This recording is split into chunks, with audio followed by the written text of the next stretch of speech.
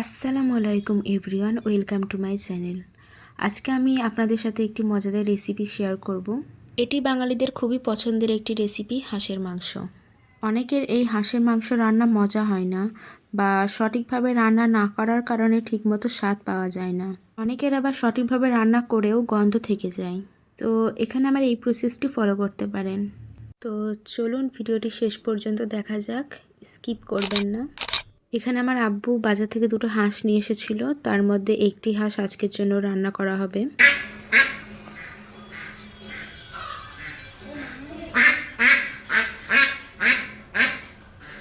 আজকের রেসিপির জন্য এই হাঁসটি আমরা নেব। তো এখানে এই হাঁসের লোমগুলো এখন তুলে নেব। এখানে লোমগুলো অনেকটাই পরিষ্কার করে নিয়েছি। এরপর যে ছোট ছোট খুরগুলো থাকে সেগুলো এখন বেছে নিচ্ছি। তো এরপর আপনারা একটু আগুনে ঝলসে নেবেন, তাহলে যে ছোট ছোট খুরগুলো থাকবে সেগুলো ভালোভাবে পরিষ্কার হয়ে যাবে। এখানে আমার মা এখন মাংসের পিসগুলো করে নিচ্ছে। আপনারা আপনাদের মন মতো মাংসের সাইজ করে নেবেন। এখানে আমি মাংসগুলো পরিষ্কার করে ধুয়ে সামান্য পরিমাণ লবণ এবং 1 টিস্পুন হলদি পাউডার ভালোভাবে মিক্সড করে কিছুক্ষণের জন্য রেখে দিয়েছিলাম। তারপর আমি এখানে নিয়ে নিয়েছি আলু, কারণ আমি এই রেসিপিতে কিছুটা পরিমাণ আলু অ্যাড করব। আপনারা চাইলে এটা স্কিপ করতে পারেন। এখানে আমি মিক্সার গ্রাইন্ডে আদা ও রসুনের পেস্টটি করে নেব।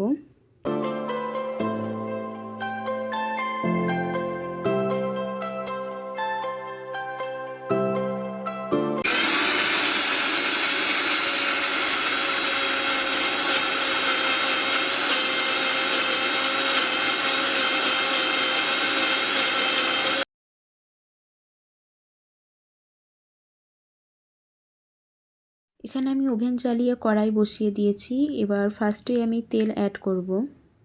এবার বাটিতে রেডি করে রাখা আলু ভেজে নেব।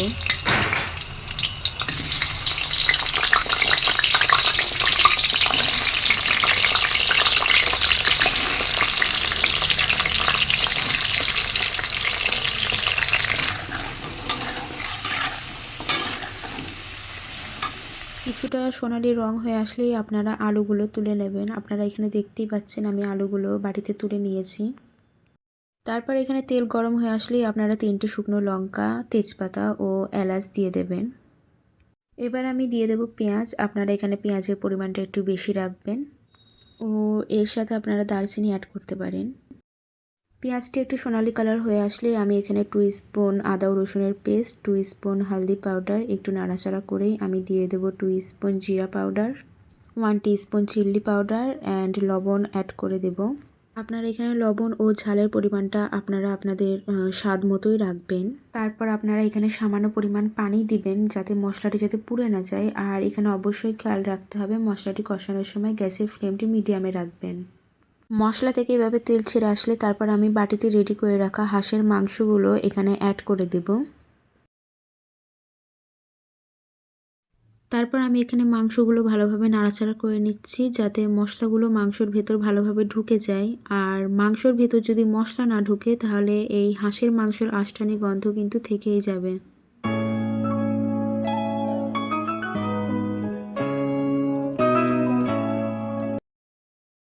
কিছুটা কষিয়ে ঢাকনা দিয়ে ঢেকে দেব ও মিডিয়াম আঁচে রেখে দেব 5 মিনিটের জন্য।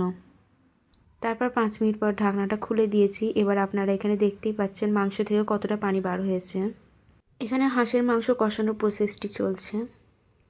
আর এখন আমি ভেজে রাখা আলু অ্যাড করব না। ফার্স্টে মাংসটা ভালোভাবে কষানোর ফলে সিদ্ধ করে নিয়ে তারপর আমি ভেজে রাখা আলু অ্যাড করব। এভাবে আমি আরও 5 মিনিট ভালোভাবে কষিয়ে নেব। মাংস থেকে তেল ছেড়ে আসলে এবার আমি আলুগুলো দিয়ে দেব। তারপর আমি আলু দিয়ে আরও 5 মিনিট ভালোভাবে কষিয়ে নেব। এর ফলে হাঁসের মাংসের যে গন্ধ, সেই গন্ধটা চলে যাবে। আমার এখানে কষানোর প্রসেসটি কমপ্লিট। এবার আমি দিয়ে দেব পানি। এখানে আপনারা পানির পরিমাণ আপনাদের মন মতো দেবেন। অবশ্যই আপনারা এখানে গরম পানি দিবেন। গরম পানি দিলে মাংসের যে সফট ব্যাপারটা সেটা চলে আসবে আর মাংসটাও ভালোভাবে সিদ্ধ হয়ে যাবে। অবশ্যই গ্যাসের ফ্লেমটি মিডিয়ামে দিয়ে আস্তে আস্তে রান্না করতে হবে। এর ফলে মাংসের ভেতর মশলাগুলো ভালোভাবে চলে যাবে। এর ফলে হাঁসের মাংসের যে গন্ধ সেটা আর থাকবে না এবং হাঁসের মাংসের একটি সুন্দর ফ্লেভার আসবে। সিদ্ধ করার জন্য যতটুকু পানির প্রয়োজন আমি এখানে ততটুকু পরিমাণ পানি অ্যাড করেছি। এবার আমি আরও 10 মিনিটের জন্য ঢাকনা দিয়ে ঢেকে দেব। আপনারা দেখতেই পাচ্ছেন আমার এখানে মাংস রান্না কমপ্লিট, আর মাংসের যেই তেলটি সেটা ওপরে ভেসে উঠেছে এবং মাংসগুলো খুবই ভালোভাবে সিদ্ধ হয়েছে। আপনারা এই প্রসেসে বাড়িতে অবশ্যই একবার ট্রাই করে দেখবেন, এতে যারা হাঁসের মাংস গন্ধের কারণে খায় না তারাও হাঁসের মাংস খেতে পারবে। সো রেসিপিটি কেমন হয়েছে অবশ্যই কমেন্টে জানাবেন। ভিডিওটি আজ আমি এখানেই শেষ করছি। ভিডিওটি ভালো লাগলে লাইক, কমেন্ট, শেয়ার অ্যান্ড চ্যানেলটি সাবস্ক্রাইব করে দেবেন। ভুল ত্রুটি হলে অবশ্যই ক্ষমার দৃষ্টিতে দেখবেন। আল্লাহ হাফেজ।